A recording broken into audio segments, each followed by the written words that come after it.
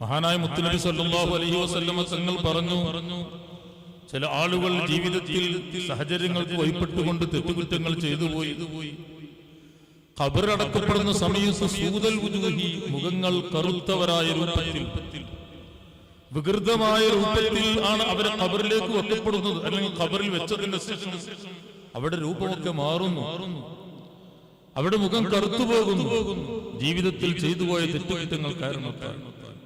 പിന്നീട് അവരുടെ മക്കൾ, അവരുടെ വേണ്ടപ്പെട്ട ആളുകൾ, കുടുംബങ്ങൾ, അയൽവാസികൾ, ബന്ധപ്പെട്ടവർ അവർക്ക് വേണ്ടി സൽക്കർമ്മങ്ങൾ ചെയ്യുന്നു, ഭക്ഷണം ഭക്ഷിപ്പിക്കുന്നു, സ്വതക്കുകൾ ചെയ്യുന്നു.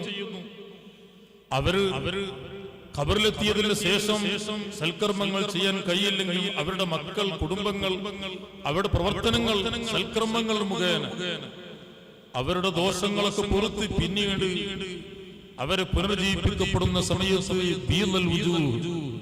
മുഖങ്ങൾ വെളുത്തവരായ രൂപത്തിൽ, പ്രകാശിക്കുന്ന രൂപത്തിൽ ഒരുമിച്ച് കൂട്ടപ്പെടുമെന്ന് അഷ്റഫുൽ ഖൽഖ് മുഹമ്മദ് റസൂലുള്ളാഹി സ്വല്ലല്ലാഹു അലൈഹി വസല്ലം തങ്ങൾ പറഞ്ഞിട്ടുണ്ട്.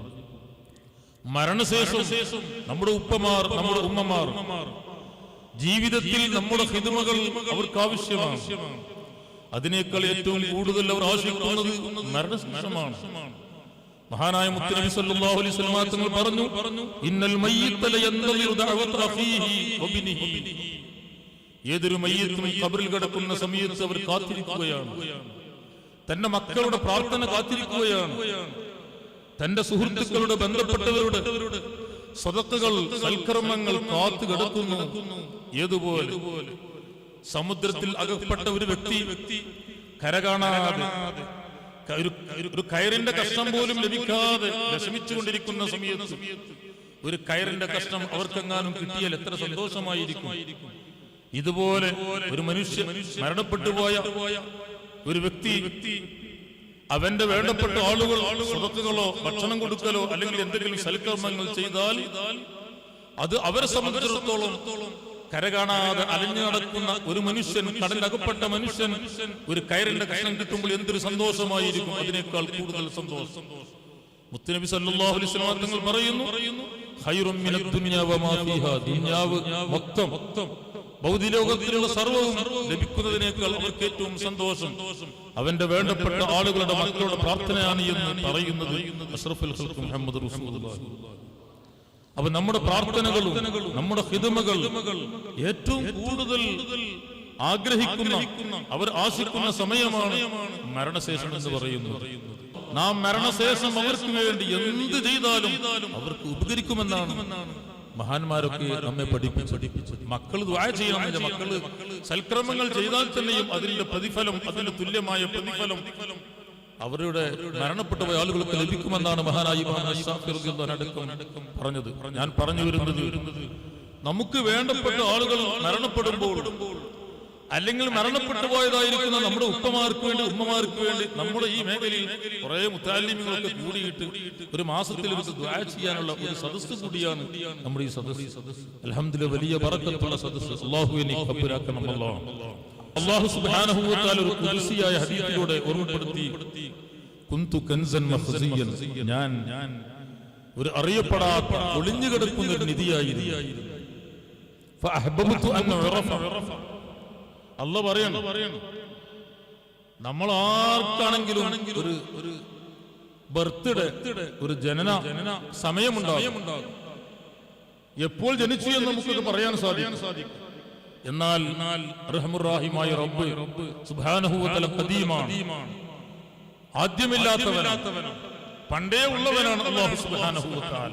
അല്ലാഹു പറയുന്നു, കുന്തു കൻസൻ മഖ്സിയൻ, ഞാൻ ഒളിഞ്ഞു കിടക്കുന്ന ഒരു നിധിയായിരുന്നു. ആരുമില്ലാതെ, കാരണം സൃഷ്ടികളെ പടക്കുന്നതിന് മുമ്പ് ആരുമില്ലല്ലോ, അല്ലാഹു മാത്രമാണ്. ഫഅഹ്ബബ്തു അൻ ഉറഫ, എന്നെ അറിയപ്പെടണം, അല്ലെങ്കിൽ എന്നെ കുറിച്ച് അറിയുന്ന ഒരു വിഭാഗം ഇവിടെ വേണമെന്ന് ഞാൻ ആഗ്രഹിച്ചു.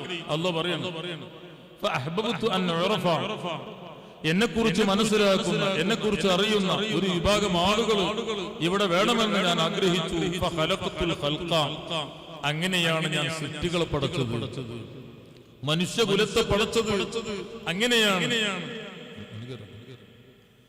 അല്ലാഹു സുബ്ഹാനഹു വ തആല പറയുകയാണ്, അവർ മനുഷ്യനെ സംബന്ധിച്ചിടത്തോളം അല്ലാഹുവിനെ കുറിച്ച് അറിയുക, അള്ളാഹുവിന്റെ സൃഷ്ടികളിലൂടെ അള്ളാഹുവിനെ മനസ്സിലാക്കുക. അള്ളാഹുവാണ് നമുക്ക് ഭക്ഷണം തരുന്നത്, അള്ളാഹുവാണ് നമുക്ക് ആരോഗ്യം നൽകുന്നത്, എല്ലാം അള്ളാഹുവാണ് നൽകുന്നത്. ഇവിടെ അള്ളാഹുവിന്റെ കൈവില്ലാതെ ഒന്നും ഇവിടെ നടക്കുകയില്ല. അള്ളാഹുവിനെ കുറിച്ച് കൂടുതൽ മനസ്സിലാക്കുക.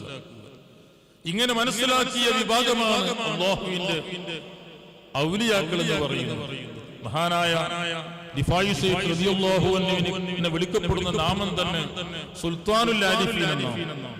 അള്ളാഹുവിനെ കുറിച്ച് അറിഞ്ഞ മനസ്സിലാക്കിയ വ്യക്തികളുടെ രാജാവ് എന്ന പേരിൽ അറിയപ്പെടുന്ന സുൽത്താനുൽ ആരിഫീൻ ശൈഖ് അഹ്മദുൽ കബീർ റിഫായി.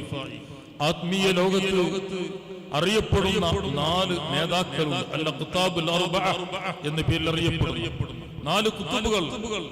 അതിൽപ്പെട്ട പ്രധാനിയാണ് മഹാനായ അഹ്മദുൽ കബീർ റിഫായി ഖദ്ദസല്ലാഹു സിർറഹുൽ അസീസ്. വലിയ ഉന്നത സ്ഥാനമാണ്. ചെറുപ്പത്തിലെ കറാമത്ത് കാണിച്ച്, അത്ഭുതം കാണിച്ച്, ചെറുപ്പത്തിലെ ഒരു കറാഹത്ത് പോലും ചെയ്യാതെ ആത്മീയ ലോകത്ത് തിളങ്ങി നിന്ന മഹാനാണ് സുൽത്താനുൽ ആരിഫീൻ ശൈഖ് അഹ്മദുൽ കബീർ റിഫായി. അവിടുന്ന് പ്രസവിക്കപ്പെടുന്നത് ഹിജറ 512-ലാണ്. 500-ലാണെന്നും അഭിപ്രായമുണ്ട്. കഴിഞ്ഞ മാസം നാം അനുസ്മരിച്ച മഹാനായ ശൈഖ് ജീലാനി റളിയല്ലാഹു അൻഹു പ്രസവിക്കപ്പെടുന്നത് 470-ലാണ്. അവിടുന്ന് വഫാത്താകുന്നത് 561-ലാണ്, അതല്ല 560-ലാണ്. എന്നാൽ റിഫായി ശൈഖ് റളിയല്ലാഹു അൻഹു പ്രസവിക്കപ്പെടുന്നത് 500-ലാണെന്നും 512-ലാണെന്നും അഭിപ്രായമുണ്ട്. ഞാൻ പറഞ്ഞു വരുന്നത് അവരൊക്കെ ഏകദേശം ഒരേ കാലക്കാരാണ്. മഹാനായ റിഫായി ശൈഖ് റളിയല്ലാഹു അൻഹു പ്രസവിക്കപ്പെടുന്നതിന് വർഷങ്ങൾക്ക് മുമ്പ് 10, 30, 40 വർഷങ്ങൾക്ക് മുമ്പ് ശൈഖ് ജീലാനി റളിയല്ലാഹു അൻഹു പ്രസവിക്കപ്പെട്ടിട്ടുണ്ട്. എങ്കിലും അവർ പല സദസ്സിലും ഒരുമിച്ച് കൂടിയിട്ടുണ്ട്. എന്നല്ല, മഹാനായ റിഫായി ശൈഖ് റളിയല്ലാഹു അൻഹുവിന്റെ ഭാഗത്ത് നിന്ന് കുട്ടിയാകുന്ന സമയത്ത് തന്നെ പല അത്ഭുതങ്ങളും ഇത് ഭാവിയുള്ള കുട്ടിയാണെന്ന് ശൈഖ് ജീലാനി റളിയല്ലാഹു അൻഹു മനസ്സിലാക്കിയിരുന്നു.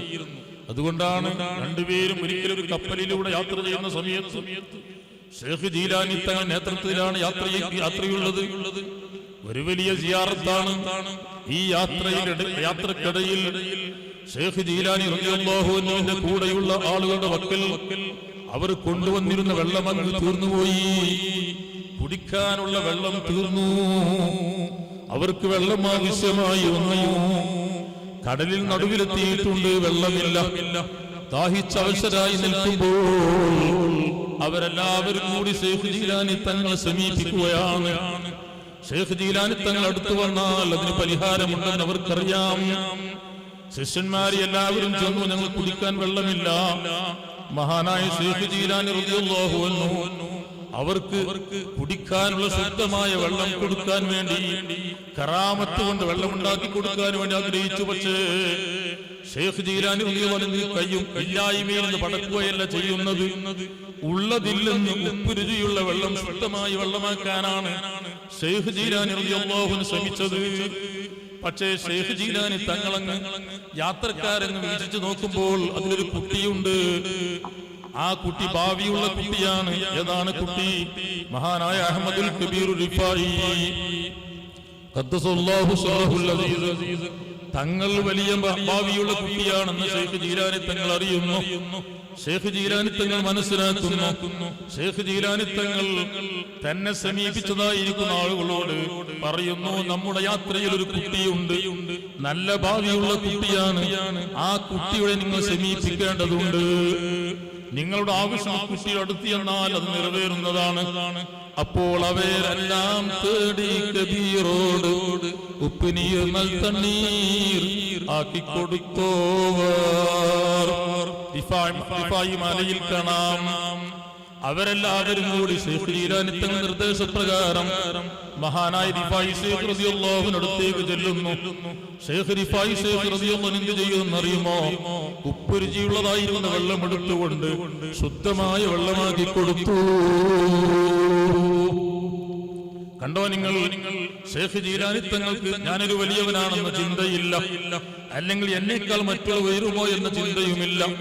റിഫായി ശൈഖ് റളിയല്ലാഹു അൻഹുവിന്റെ മഹത്വം ജനങ്ങൾ മനസ്സിലാക്കണമെന്ന് കരുതി റിഫായി ശൈഖ് റളിയല്ലാഹു അൻഹു കയ്യിലൂടെ തന്നെ കറാമത്ത് പ്രകടിപ്പിക്കണമെന്ന് ശൈഖ് ജീലാനി തങ്ങൾ മനസ്സിലാക്കുകയാണ്.